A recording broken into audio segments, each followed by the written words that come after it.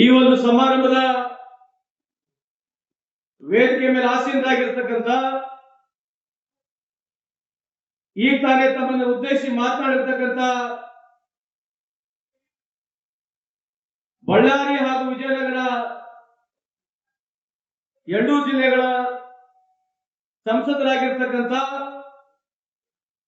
ಮಾಜಿ ಸಚಿವರಾಗಿರ್ತಕ್ಕಂಥ ಸ್ನೇಹಿತರಾಗಿರ್ತಕ್ಕಂಥ ತುಕಾರಾಮ್ರವರೇ,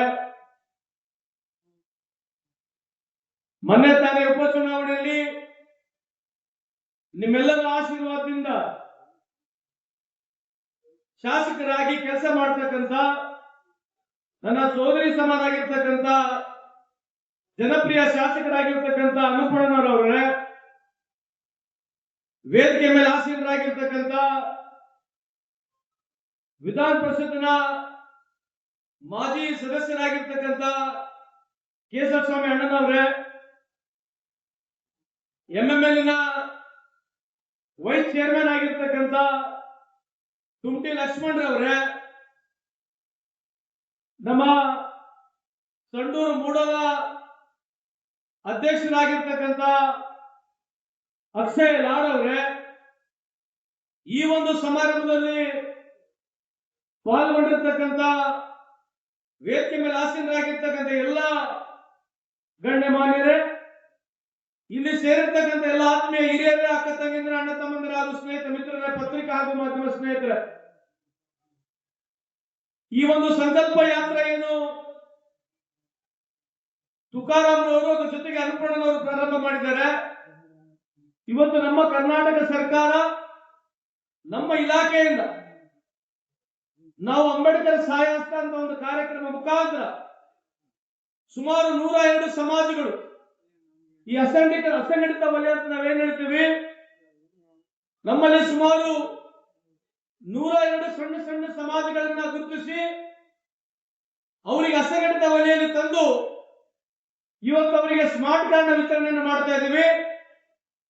ಸುಮಾರು 2,500 ಫಲಾನುಭವಿಗಳಿಗೆ ನಾವು ಆಯ್ಕೆ ಮಾಡಿ ಇವತ್ತು ಸುಮಾರು 1,300 ಜನ ಇಲ್ಲಿ ಬಂದಿದ್ದೀರಿ. ನಾವು ನಿಮಗೆ ಕಾರ್ಡ್ ಕೊಡ್ತಕ್ಕಂಥ ಈ ಒಂದು ಕಾರ್ಯಕ್ರಮಕ್ಕೆ ತಾವೆಲ್ಲ ಆಗಮಿಸಿದ್ದೀರಿ.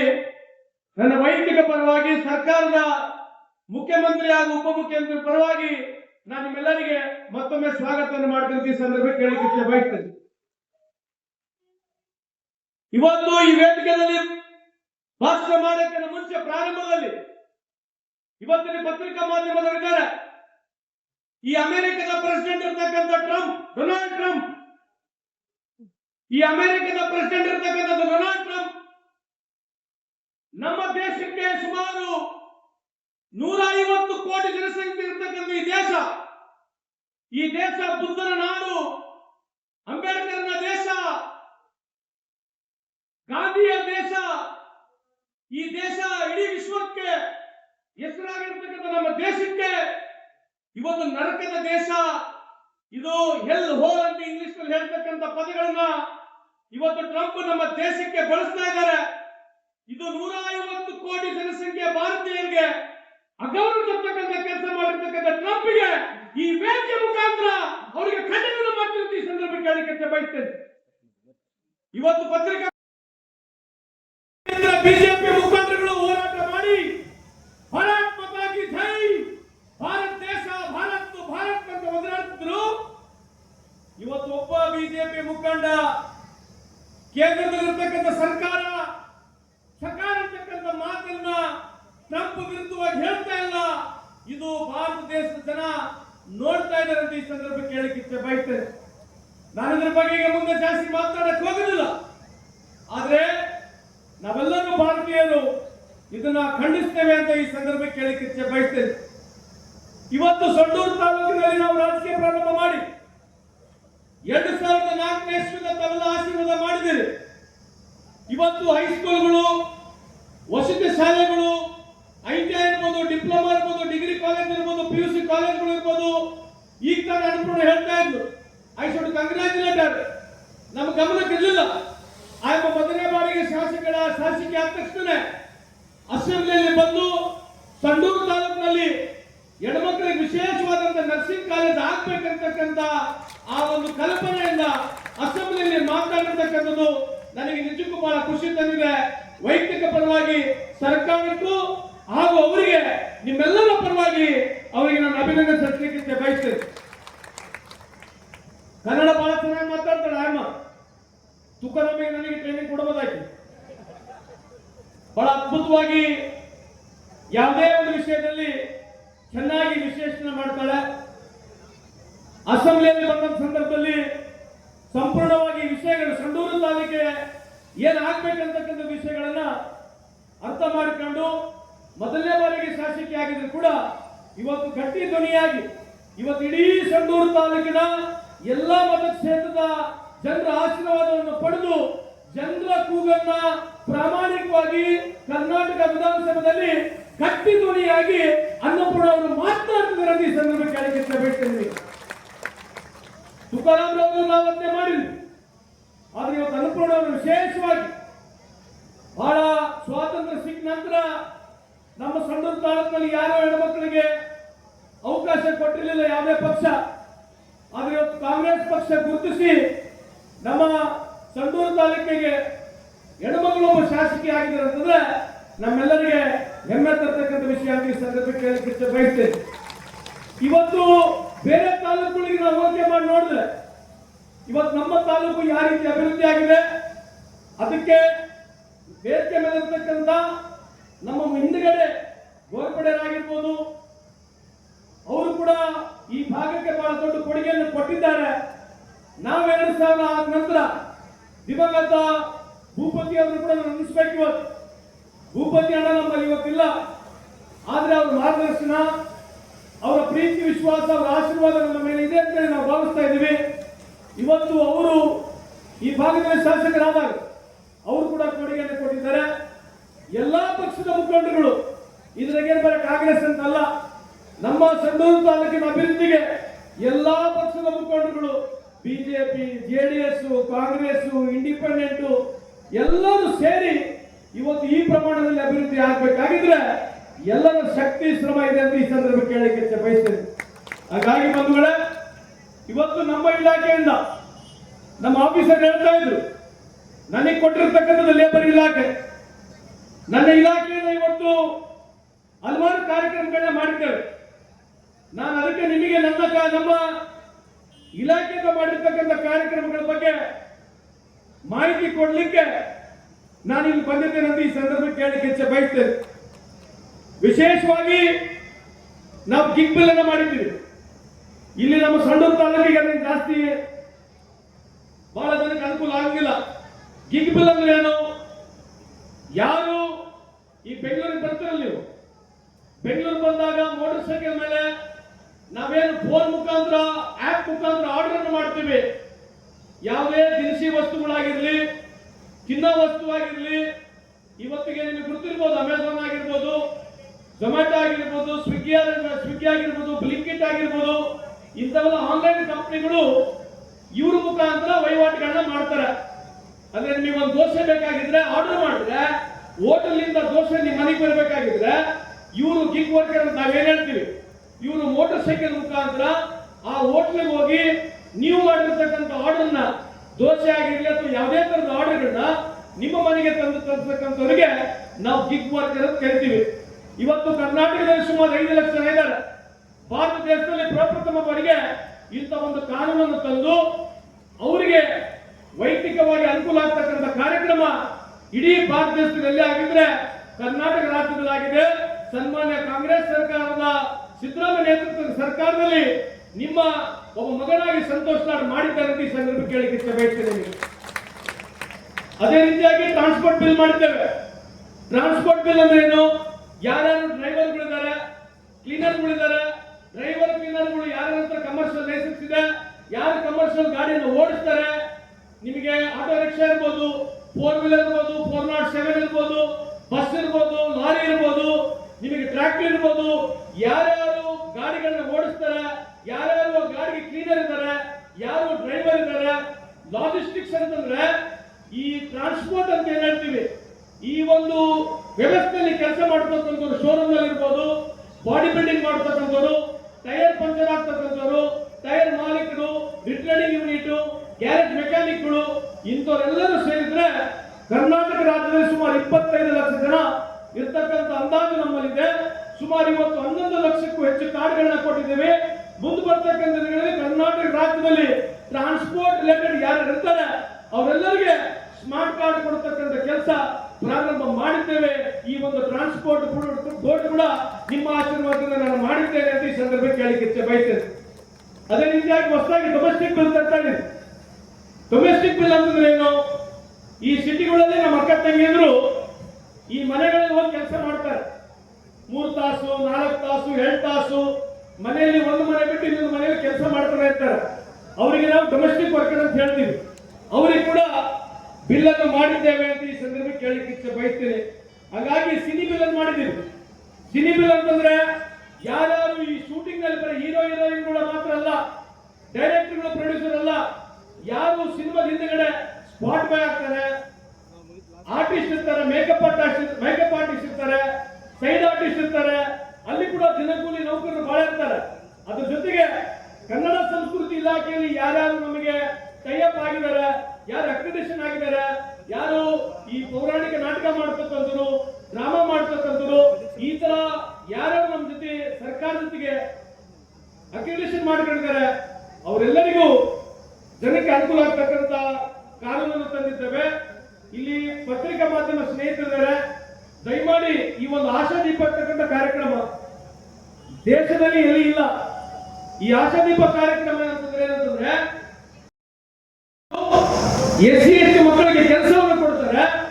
50% ಅಷ್ಟು ಶೇಕಡ 2 ವರ್ಷವರೆಗೆ 50% ಅಷ್ಟು ಸಂಬಳ ನಾವು ಕೊಡ್ತಕ್ಕಂಥದ್ದು ಕಾರ್ಯಕ್ರಮ ಭಾರತ ದೇಶದಲ್ಲಿ ಇಲ್ಲ. ನಮ್ಮ ಕರ್ನಾಟಕ ರಾಜ್ಯದಲ್ಲಿ ನಮ್ಮ ಇಲಾಖೆಯಿಂದ ನಾವು ಕೊಡ್ತಾ ಇದ್ದೀವಿ. ಈ ಸಂದರ್ಭ ಕೇಳಲಿಕ್ಕೆ ಇಚ್ಛೆ ಬಯಸ್ತೇನೆ. ಕೊನೆಯದಾಗಿ ಈ ಅಸಂಘಟಿತ ಕಾರ್ಮಿಕರ ಬಗ್ಗೆ ನಾವೇನು ಮಾತನಾಡ್ತಾ ಇದೀವಿ ನಿಮಗೆ ಮಾಹಿತಿ ಇರಲಿ. ನನಗಿರ್ತಕ್ಕಂಥದ್ದು ಈ ರೀತಿ ಕಾನೂನು ಮಾಡಿದ ಜೊತೆಗೆ ನಮ್ಮ ಮುಂದೆ ಬರ್ತಕ್ಕಂಥ ದಿನಗಳಲ್ಲಿ ಕನಿಷ್ಠ ವೇತನ ಮಾಡತಕ್ಕಂಥದ್ದು ಇದೆ. ಇನ್ನೊಂದು ವಾರದ ಒಳಗಡೆ ಕರ್ನಾಟಕ ರಾಜ್ಯದಲ್ಲಿ ಹೊಸ ಕನಿಷ್ಠ ವೇತನ ಜಾರಿ ಆಗುತ್ತೆ ಅಂತ ಈ ಸಂದರ್ಭ ಕೇಳಲಿಕ್ಕೆ ಇಚ್ಛೆ ಬಯಸ್ತೇನೆ. ಅದು ನಾನು ಬೆಂಗಳೂರಿಗೆ ಹೋದ ನಂತರ ನಮ್ಮ ಬೋರ್ಡ್ ಕನಿಷ್ಠ ವೇತನ ಬೋರ್ಡ್ ಏನು ರೆಕಮೆಂಡ್ ಮಾಡಿದೆ ಅದನ್ನ ಕರೆಸ್ಕೊಂಡ್ಬಿಟ್ಟು ಮತ್ತೊಮ್ಮೆ ಅಂತಿಮವಾಗಿ ಚರ್ಚೆಯನ್ನು ಮಾಡಿ ಅದು ಕರ್ನಾಟಕ ರಾಜ್ಯದಲ್ಲಿ ಕನಿಷ್ಠ ವೇತನವನ್ನ ಅನುಷ್ಠಾನಕ್ಕೆ ತರ್ತೀನಿ ಅಂತ ಈ ಸಂದರ್ಭಕ್ಕೆ ಕೇಳಲಿಕ್ಕೆ ಇಚ್ಛೆ ಬಯಸ್ತೇನೆ. ಕನಿಷ್ಠ ವೇತನ ಯಾವ ರೀತಿ ಮಾಡ್ತಾ ಇದೀವಿ ಅಂತ ಸುಮ್ಮನೆ ನಿಮ್ಗೆ ಒಂದು ಉದಾಹರಣೆ ಕೊಡ್ತೀನಿ. ಯಾವುದೇ ಒಬ್ಬ ಬಡವ ಒಬ್ಬ ಕೆಲಸ ಮಾಡ್ತಕ್ಕಂಥವನಿಗೆ ಕನಿಷ್ಠ ವೇತನ ಸಿಗ್ಬೇಕಂತದ್ದು ಸುಪ್ರೀಂ ಕೋರ್ಟ್ ಒಂದು ವರ್ಡಿಕ್ಟ್ ಇದೆ. ರೆಕ್ಟರ್ ಕ್ರಾಸ್ ಬ್ರೀತ್ ಅಂತ ಒಂದು ಸುಪ್ರೀಂ ಕೋರ್ಟ್ ವರದಿ ಇದೆ. ಅದರಲ್ಲಿ ಒಬ್ಬ ಮನುಷ್ಯನಿಗೆ ವರ್ಷಕ್ಕೆ ಎಷ್ಟು ಅಡಿ ಬಟ್ಟೆ ಬೇಕು, ಅವನಿಗೆ ಎಷ್ಟು ಕಾರ್ಬೋಹೈಡ್ರೇಟ್ ಬೇಕು, ಅವನಿಗೆ ಎಷ್ಟು ಪ್ರೋಟೀನ್ ಬೇಕು, ಅವನಿಗೆ ಎಷ್ಟು ವೆಜಿಟೇಬಲ್ ತಿನ್ಬೇಕು, ಅವನಿಗೆ 2 ಮಕ್ಕಳು ಇದ್ರೆ, ಹೆಂಡತಿ ಇದ್ರೆ 4 ಜನನ ಒಂದು ಯೂನಿಟ್ ಕನ್ಸಿಡರ್ ಮಾಡಿ ಒಂದು ತಿಂಗಳಿಗೆ ಬಾಡಿಗೆ ಎಷ್ಟಾಗುತ್ತೆ, ಒಂದು ತಿಂಗಳಿಗೆ ರೇಷನ್ ಎಷ್ಟು ಬೇಕು, ಆ ರೇಷನ್ ಎಷ್ಟು ಖರ್ಚು ಬರುತ್ತೆ ಅಂತ ಹೇಳಿ ಇದೆಲ್ಲ ಅಂಶಗಳನ್ನ ನಾವು ತಗೊಂಡು ಕನಿಷ್ಠ ವೇತನವನ್ನು ಮಾಡ್ತೀವಿ. ಈ ಕನಿಷ್ಠ ವೇತನವನ್ನ ನಾವು ಆಲ್ರೆಡಿ ಕೊನೆ ಹಂತಕ್ಕೆ ಬಂದಿದೆ. ನಾನು ಇನ್ನೊಂದು ವಾರದಲ್ಲಿ ಮತ್ತೊಮ್ಮೆ ಚರ್ಚೆ ಮಾಡಿ ಇದನ್ನ ಫೈನಲ್ ಮಾಡ್ತೀವಿ ಅಂತ ಈ ಸಂದರ್ಭ ಕೇಳಲಿಕ್ಕೆ ಇಚ್ಛೆ ಬಯಸ್ತೀನಿ. ಕೊನೆಯದಾಗಿ ನಿಮಗೆ ಆಲ್ರೆಡಿ ಬಹಳ ಬಿಸಿಲು ಹೊಡೆಯಕ್ಕೆ ಗೊತ್ತೈತೆ. ಇದೊಂದು 5 ನಿಮಿಷ ಮಾತಾಡೋಣ, ನಾವು ಬೇಡ ಮಾತಾಡೋಣ. ಕೊನೆಗಾಗಿ ನಾವು ಈ 5 ಗ್ಯಾರಂಟಿಗಳ ಬಗ್ಗೆ ಮಾತನಾಡಬೇಕು. ಈ 5 ಗ್ಯಾರಂಟಿ ಬರ್ತದಲ್ಲ ನಿಮಗೆಲ್ಲರಿಗೆ, ಬರ್ತದಿಲ್ಲ ಹೆಣ್ಮಕ್ಳಿಗೆಲ್ಲರಿಗೆ. ಈ 5 ಗ್ಯಾರಂಟಿಗೆ ಸಿದ್ದರಾಮಯ್ಯನವರು ಯಾರು ಕಾಂಗ್ರೆಸ್ ಸರ್ಕಾರ, ಸನ್ಮಾನ್ಯ ಸಿದ್ದರಾಮಯ್ಯ ಸರ್ಕಾರ ಈ 5 ಗ್ಯಾರಂಟಿಗಳಿಗೆ ವರ್ಷಕ್ಕೆ ನಾವು ಸುಮಾರು 55,000-60,000 ಕೋಟಿ ಖರ್ಚು ಮಾಡ್ತಾ ಇದೀವಿ. ಎಷ್ಟು ಮಾಡ್ತಾ ಇದೀವಮ್ಮ? ಎಷ್ಟು? ಮೈಸ್ವಾಮಿ ಹೇಳಿ ಎಷ್ಟು? 55,000-60,000 ಕೋಟಿ ಒಂದು ವರ್ಷಕ್ಕೆ. ಉದಾಹರಣೆಗೆ 60,000 ಕೋಟಿ ಆದ್ರೆ 5 ವರ್ಷಕ್ಕೆ ಎಷ್ಟಾಯ್ತು? 30.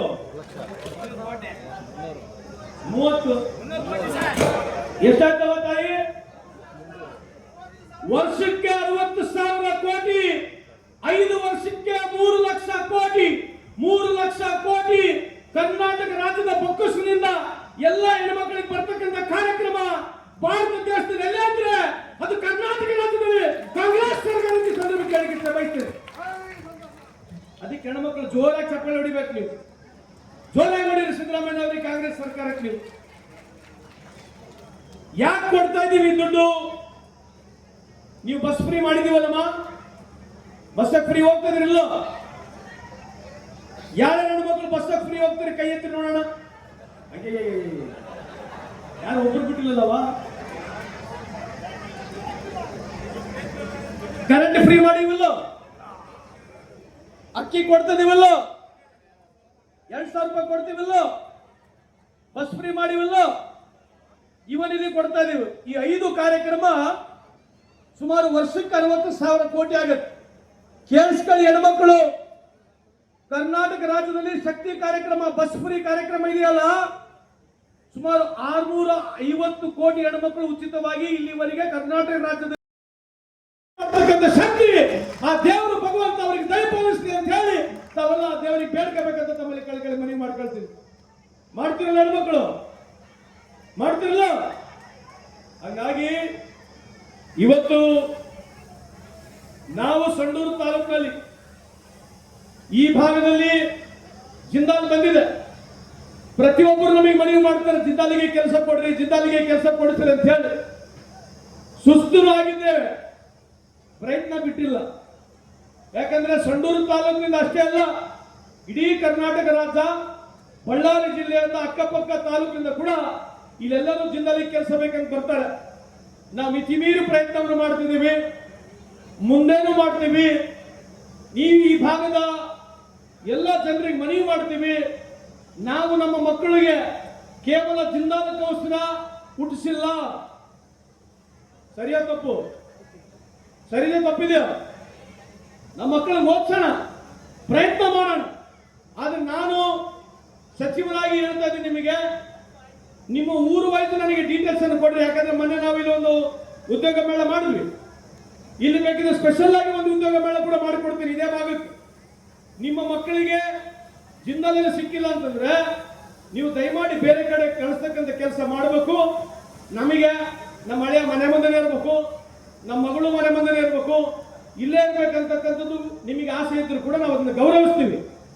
ಆದ್ರೆ ಎಲ್ಲರಿಗೂ ಇಲ್ಲೇ ಕೆಲಸ ಕೊಡಿಸ್ತಕ್ಕಂಥದ್ದು ಕಷ್ಟ.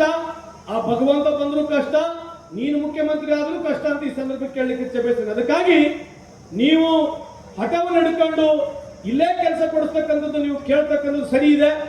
ಆಗಿಲ್ಲ ಅಂದ್ರೆ ಬೇರೆ ಕಡೆ ನೀವು ಅವ್ರನ್ನ ಕಳಿಸ್ಬೇಕು ಅಂತ ಈ ಸಂದರ್ಭದಲ್ಲಿ ಹೇಳಿ. ಇಲ್ಲಿ ಹೆಣ್ಮಕ್ಳು ಇದ್ದೀರಿ, ನೀವು 4 ಮಾತು ಹೇಳ್ತೀನಿ. ಇವತ್ತು ಆಶಾ ಅಂತಕ್ಕಂಥ ಕಾರ್ಯಕ್ರಮ, ಆಶಾ ಗೊತ್ತಲ್ಲ, ಆಶಾ ಕಾರ್ಯಕ್ರಮ, ಬಿಸಿ ಊಟ ಕಾರ್ಯಕ್ರಮ, ವಿಧವಾ ವೇತನ ಪ್ರಾರಂಭ ಮಾಡಿದ್ದಾರು ಯಾರು? ಇಂದಿರಾ ಗಾಂಧಿ. ಯಾರು? ಓಲ್ಡ್ ಏಜ್ ಪೆನ್ಷನ್ ಪ್ರಾರಂಭ ಮಾಡಿದವರು ಯಾರು? ಅಂಗವಿಕಲರ ಮಾಸಾಸನ ಮಾಡಿದವರು ಯಾರು?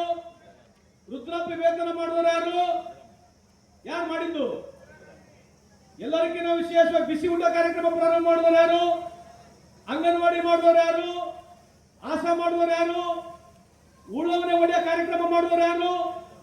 ಯಾರು? ಯಾರು? ಅದಕ್ಕೆ ಆ ಕಾರ್ಯಕ್ರಮ, ಇಂದ್ರಮ್ಮನ ಕಾರ್ಯಕ್ರಮ, ನಮ್ಮ ಸಿದ್ದರಾಮಪ್ಪನ ಕಾರ್ಯಕ್ರಮ ನೀವು ಸೇರಿಸಿದ್ರೆ ಒಂದು ಮನೆಗೆ ಕನಿಷ್ಠ 7,000 ರಿಂದ 8,000 ರೂಪಾಯಿ ಇವತ್ತು ನಿಮ್ಮ ಮನೆಗೆ ಮುಟ್ತಾ ಇದೆ. ಇವತ್ತು ಹೆಮ್ಮೆಯಿಂದ ಘಂಟಾಘೋಷವಾಗಿ ನೀವು ಧೈರ್ಯವಾಗಿ ನೀವು ಚೆಕ್ ಮಾಡಿ ನೋಡಿದ್ರೆ 8,000ವರೆಗೆ ನಿಮ್ಮ ಮನೆಗೆ ಮುಟ್ಟತಕ್ಕಂಥ ಕಾರ್ಯಕ್ರಮ ಯಾರೇ ಮಾಡಿದ್ರೆ ಈ ದೇಶದಲ್ಲಿ ಕಾಂಗ್ರೆಸ್ ಪಕ್ಷ ಮಾಡಿದಂತ ಈ ಸಂದರ್ಭ ಕೇಳಲಿಕ್ಕೆ ಬಯಸ್ತೇನೆ. ಹಾಗಾಗಿ ನಮ್ಮ ಇನ್ನು 2 ವರ್ಷದ ಅವಧಿ ಸರ್ಕಾರದಲ್ಲಿ ಇವತ್ತು ಅನ್ನಪೂರ್ಣನವರು, ತುಕಾರಾಮ್ನವರು ನಾವು ಸೇರಿ ಪ್ರಾಮಾಣಿಕವಾಗಿ ಕೆಲಸ ಮಾಡ್ತೀವಿ. ನಿಮ್ಮ ಪರವಾಗಿ ಕೆಲಸಗಳನ್ನ ಮಾಡ್ತೀವಿ. ಇವತ್ತು ಕೇಂದ್ರದಲ್ಲಿರ್ತಕ್ಕಂಥ ನರೇಂದ್ರ ಮೋದಿ ಅವರ ಸರ್ಕಾರ 12 ವರ್ಷದಲ್ಲಿ ದೇಶ ಏನು ಉಳಿದೇ ಇಲ್ಲ, ದೇಶ ಉಳಿದೇ ಇಲ್ಲ. ಈ ದೇಶ ಸಾಲದಲ್ಲಿ ಮುಳುಗಿಬಿಟ್ಟಿದೆ. 1947 ಇಸ್ವಿನಲ್ಲಿ ಈ ದೇಶದ ಸಾಲ 55 ಲಕ್ಷ ಕೋಟಿ ಇತ್ತು. ಎಷ್ಟಿತ್ತು? ಬರಿಸ್ವಾಮಿ 55 ಲಕ್ಷ ಕೋಟಿ ಇತ್ತು. 1947 ಇಸ್ವಿ 14 ಪ್ರಧಾನಮಂತ್ರಿಗಳು. ಇವತ್ತು ಈ ದೇಶದ ಸಾಲ 225 ಲಕ್ಷ ಕೋಟಿ. ಎಷ್ಟೈತೆ? 225 ಲಕ್ಷ ಕೋಟಿ ಸಾಲ ಇದೆ ದೇಶದ. ಟಿವಿಲಿ ಇದ್ರ ಬಗ್ಗೆ ಯಾರು ಚರ್ಚೆ ಮಾಡೋದಿಲ್ಲ. 56 ರೂಪಾಯಿ $1 ಇತ್ತು, ಇವತ್ತು 95 ರೂಪಾಯಿ $1 ಆಗಿದೆ. ಇದ್ರ ಬಗ್ಗೆ ನೀವು ಯಾರು ಚರ್ಚೆ ಮಾಡಲ್ಲ. ವರ್ಷಕ್ಕೆ 2 ಕೋಟಿ ಕೆಲಸ ಕೊಡ್ತೀವಿ ಅಂತ ಹೇಳಿದ್ರು, ಇದ್ರ ಬಗ್ಗೆ ಯಾರು ಚರ್ಚೆ ಮಾಡಲ್ಲ. ರೈತರ ಸಾಲವನ್ನು ಮನ್ನಾ ಮಾಡ್ತೀವಿ ಅಂತ ಹೇಳಿದ್ರು, ಇದ್ರ ಬಗ್ಗೆ ಯಾರು ಚರ್ಚೆ ಮಾಡಲ್ಲ. ಇವತ್ತು ಉದ್ದಿಮೆದಾರರ ಸಾಲ ಕೇಂದ್ರ ಸರ್ಕಾರ 16.5 ಲಕ್ಷ ಕೋಟಿ ಸಾಲ ಮನ್ನಾ ಮಾಡಿದೆ. ಎಷ್ಟು?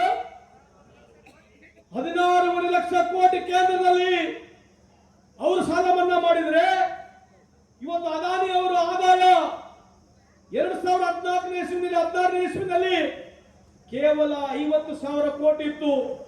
ಇವತ್ತು ಪುಣ್ಯಾತ್ಮ 15 ಲಕ್ಷ ಕೋಟಿಗಿದ್ದಾರೆ. ಎಷ್ಟು?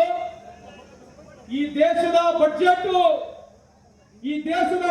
50 ಲಕ್ಷ ಕೋಟಿಗಿದ್ರೆ, ಅದಾನಿ ಅಂಬಾನಿ ಅವರು ವಹಿವಾಟ ಸೇರಿದ್ರೆ 30 ಲಕ್ಷ ಕೋಟಿ ಇದೆ. ಎಷ್ಟಿದೆ? ಈ ದೇಶದಲ್ಲಿ ದೊಡ್ಡ ಮೀನು ಸಣ್ಣ ಮೀನಿಗೆ ತಿಂತಾನೆ ಇದೆ. ಏನರ್ಥ? ದೊಡ್ಡವರು ಸಣ್ಣವ್ರನ್ನ ತಿಂತಾ ಇದ್ದಾರೆ. ಪತ್ರಿಕಾ ಮಾಧ್ಯಮಗಳಿದ್ದೀರಿ. ಇವತ್ತು ಈ ದೇಶದಲ್ಲಿ 1% ಅಷ್ಟು ಜನ, ಎಷ್ಟು ಕೇವಲ 1% ಜನರಲ್ಲಿ 40% ಈ ದೇಶದ ಆಸ್ತಿ ಇದೆ. ಕೇಳಿಸ್ತಾ ಇದೆಯಾ? ಈ ದೇಶದಲ್ಲಿ 1% ಜನಸಂಖ್ಯೆ ಇರ್ತಕ್ಕಂಥ ಜನರ ಹತ್ರ 40% ಆಸ್ತಿ ಇದೆ. ಕೆಳ ವರ್ಗಗಳಿರ್ತಕ್ಕಂಥ 50% ಜನರ ಹತ್ರ ಕೇವಲ 3% ಆಸ್ತಿ ಇದೆ. ಇದ್ರ ಬಗ್ಗೆ ಎಲ್ಲಿ ಚರ್ಚೆ ಮಾಡಲ್ಲ. ಇವತ್ತು ಈ ದೇಶದಲ್ಲಿ 9 ಕೋಟಿ ಜನ ಇನ್ಕಮ್ ಟ್ಯಾಕ್ಸ್ ಎಸ್ಎಸ್ ಇದ್ದಾರೆ. 4.5 ಕೋಟಿ ಜನ ಇನ್ಕಮ್ ಟ್ಯಾಕ್ಸ್ ಕಟ್ತಾರೆ. ಕೇವಲ 10% ಜನರು 25,000 ಮೇಲೆ ದುಡಿತಾರೆ. 3% ಜನರು 3 ಲಕ್ಷ ಮೇಲೆ ದುಡಿತಾರೆ. ಇವತ್ತು ಇಡೀ ದೇಶದಲ್ಲಿ ನಮ್ಮ ಪರ್ ಕ್ಯಾಪಿಟಲ್ ಹೇಳ್ತೀವಿ, ವರ್ಷಕ್ಕೆ ಆದಾಯ ಬಡವರದು ಈ ದೇಶದಲ್ಲಿ 2 ಲಕ್ಷ ರೂಪಾಯಿಗೆ ಇರೋದು. ಅದು 2 ಲಕ್ಷ ರೂಪಾಯಿ ಆದಾಯ ಎಲ್ಲ ಇದ್ರೆ ಇಡೀ ಭಾರತ ದೇಶದಲ್ಲಿ ಅದು ಕರ್ನಾಟಕದಲ್ಲಿ ಮಾತ್ರ ಅಂತ ಈ ಸಂದರ್ಭಕ್ಕೆ ಕೇಳಲಿಕ್ಕೆ ಬಯಸ್ತೇನೆ. 2 ಲಕ್ಷ ಯಾವುದಕ್ಕೂ ಇಲ್ಲ, ಆದ್ರೆ ಕರ್ನಾಟಕ ಮೊದಲನೇ ಸ್ಥಾನದಲ್ಲಿದೆ. ಬೇರೆ ರಾಜ್ಯಗಳು ನೀವು ಹೋಲಿಕೆ ಮಾಡ್ಕೊಂಡು ನೋಡಿದ್ರೆ ಚಿನ್ನಪ್ಪ ಗೌಡ್ರೆ, ಬೇರೆ ರಾಜ್ಯದಲ್ಲಿ 30 ವರ್ಷ ಬಿಜೆಪಿ, ಬಿಹಾರ್ನಲ್ಲಿ, ಯುಪಿಯಲ್ಲಿ 60,000 ರೂಪಾಯಿ ಇಲ್ಲ ವರ್ಷಕ್ಕೆ ಆದಾಯ 60,000 ರೂಪಾಯಿ ಇಲ್ಲ. ಇಂಥ ವಿಷಯಗಳ ಬಗ್ಗೆ ನಾನು ಇನ್ನೊಂದ್ಸರಿ ಮಾತನಾಡ್ತೀನಿ. ಆದ್ರೆ ಇಲ್ಲಿರ್ತಕ್ಕಂಥ ಜನರಲ್ಲಿ ನನಗೆ ಇವತ್ತು 50 ವರ್ಷ ದಾಟಿದೆ. 17ನೇ ವರ್ಷದಲ್ಲಿ ರಾಜಕೀಯ ಪ್ರಾರಂಭ ಮಾಡಿರ್ತಕ್ಕಂಥ ನಾನು, ನನಗೆ ಯಾವುದು ಕುಡಿಯೋದು, ಸೇದೋದು, ಇಸ್ಪೆಟ್ ಆಡೋದು, ಪಾನ್ಪರಾಗ್ ತಿನ್ನೋ ಚಟ ಇಲ್ಲ. ಇದು ರಾಜಕೀಯ ಬಹಳ ಸಣ್ಣ ವಯಸ್ಸಿನ ಹಚ್ಕೊಂಡ್ಬಿಟ್ಟಿದ್ದೀನಿ. ನಾನು ಇಲ್ಲಿ ಎದ್ದು ನಿಂತು ಇಲ್ಲಿ ಮಾತನಾಡತಕ್ಕಂಥ ಯೋಗ್ಯತೆ ನನಗೆ ತಲುಪಿಸ್ಕೊಟ್ಟಿದ್ರೆ ತಾವು ಸಂಡೂರು ತಾಲೂಕಿನ ಜನ ಅಂತ ಈ ಸಂದರ್ಭಕ್ಕೆ ಕೇಳಲಿಕ್ಕೆ ಬಯಸ್ತೇನೆ. ನಾನು ಅಧಿಕಾರದಲ್ಲಿ ಇರ್ತೀನೋ ಇಲ್ಲೋ, ಎಲ್ಲಿವರೆಗೆ ನೀವು ನನಗೆ ಆಶೀರ್ವಾದ ಮಾಡಿದಿರಿ, ಎಲ್ಲಿವರೆಗೆ ನೀವು ಅನುಪೂರ್ಣಾಗಿ ತುಕಾರಾಮಿಗೆ ಆಶೀರ್ವಾದ ಮಾಡಿದಿರಿ, ನಮ್ಮ ಕೊನೆ ಉಸಿರಿನವರೆಗೆ ಕೂಡ ಬಡವರ ಪರವಾಗಿ ನಿಮ್ಮ ಪರವಾಗಿ ಕೆಲಸ ಮಾಡ್ತೇವೆ ಅಂತ ಈ ಸಂದರ್ಭಕ್ಕೆ ಕೇಳಲಿಕ್ಕೆ ಬಯಸ್ತೇನೆ. ನಾವು ಯಾರು ಶಾಶ್ವತ ಅಲ್ಲ. ಬಸವಣ್ಣವರು ಒಂದು ಮಾತು ಹೇಳ್ತಾರೆ, ಕಲ್ಲಿನ ದೇವನು ದೇವನಲ್ಲ, ಮಣ್ಣಿನ ದೇವನು ದೇವನಲ್ಲ, ಪಂಚಶೀಲ ನೆಟ್ಟು ಪೂಜೆ ಮಾಡುವುದಿಲ್ಲ, ತಾನೂ ದೇವರಲ್ಲ, ದೇವರ ಮರ ದೇವರಲ್ಲ, ತನ್ನ ತಾನರಿತೊಡೆ ತಾನೇ ದೇವರು ಅಂತ ಹೇಳ್ತಾರೆ. ನಾವು ಯಾರು ಶಾಶ್ವತ ಅಲ್ಲ. ನಾವಲ್ಲಿ ಇಲ್ಲೇ ಸಾಯಿದ್ದೀವಿ. ನಮ್ಮಷ್ಟಿಗೆ ನಾವು ಅರ್ಥ ಮಾಡ್ಕೋಬೇಕು. ಈ ದೇಶದಲ್ಲಿ ಹಿಂದೂ, ಮುಸ್ಲಿಂ, ಸಿಖ್, ಇಸಾಯಿ ನಾವೆಲ್ಲ ಒಂದೇ ತಾಯಿಯಾಗಿ ಮಕ್ಕಳಾಗಿ ಬದುಕ್ತಕ್ಕಂಥ ಈ ದೇಶದ ಸಂಸ್ಕೃತಿಯ ಐಕ್ಯತೆಯನ್ನ ನಾವೆಲ್ಲ ಕಾಪಾಡ್ಕೊಂಡು ಹೋಗ್ಬೇಕಂತ ನಮ್ಮಲ್ಲಿ ಕಳಕಳಿ ಮನೆ ಮಾಡ್ತೀವಿ. ಜಾತಿ ಅನ್ನೋದ್ರಲ್ಲಿ ಜಗಳ, ಮತಭೇದವನ್ನು ಬೆಳೆಸ್ತಕ್ಕಂಥ ಬಿಜೆಪಿಗೆ ನಾವು ಬಹಳ ಹತ್ತಿರದಿಂದ ನೋಡ್ಬೇಕು. ಈ ದೇಶ ಯಾವುದು ಬಿಜೆಪಿಗೆ ಸಂಬಂಧಪಟ್ಟಿರ್ತಕ್ಕಂಥದ್ದು, ಕಾಂಗ್ರೆಸ್ಗೆ ಸಂಬಂಧಪಟ್ಟಿರ್ತಕ್ಕಂಥ ದೇಶ ಅಲ್ಲ.